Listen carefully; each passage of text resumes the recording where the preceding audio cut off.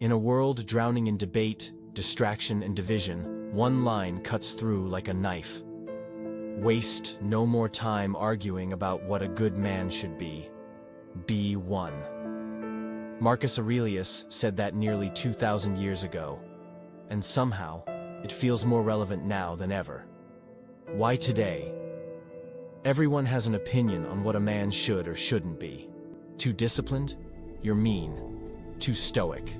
You're toxic. Too successful? You're greedy. Too ambitious? You're dangerous. They want to pull you in every direction until you're afraid to move at all. But while the world argues about masculinity, real men are busy doing the work.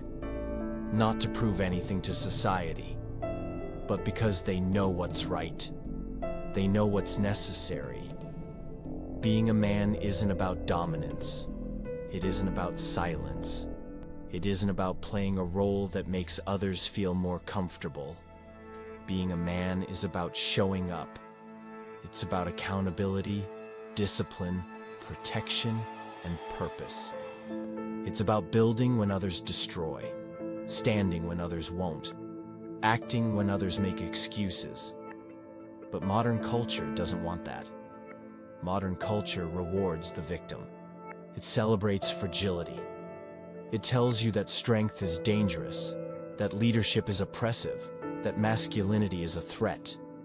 Masculinity is under attack, not because it's harmful, but because it's powerful, because it sets a standard.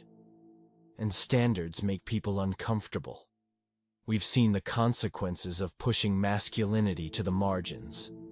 Confused men, absent fathers, leaders who are afraid to do what's right, and boys growing up with no direction.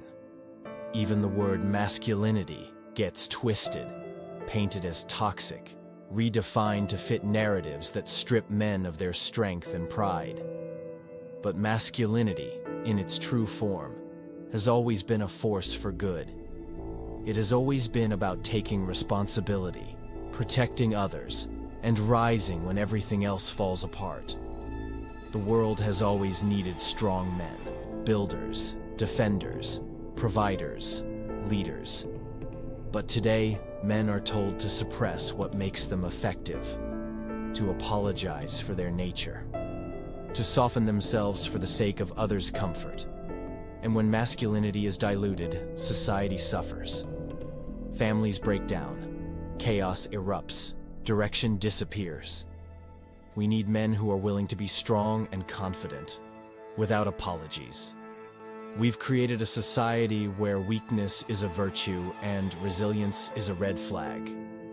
So what do? We stop apologizing for being who we are. We stop trying to fit into a mold shaped by fear, resentment, and confusion. We stop asking for permission to be strong, to lead, to hold the line. We stop wasting time arguing about what a good man should be. And we become one. Not just for ourselves, but for our families, our communities, and the generations to come. We take responsibility when others pass the blame. We build when others complain. We stay grounded when the world spins out of control. The world doesn't need more finger-pointing. It needs examples. So, set the example. Be the one who shows up. Be the one who carries the weight. Be the one who stands tall. Because in the end, the world won't be saved by debates.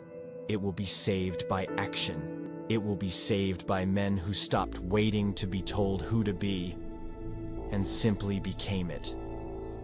Congratulations on making it to the end of this video. That means you're someone who refuses to settle.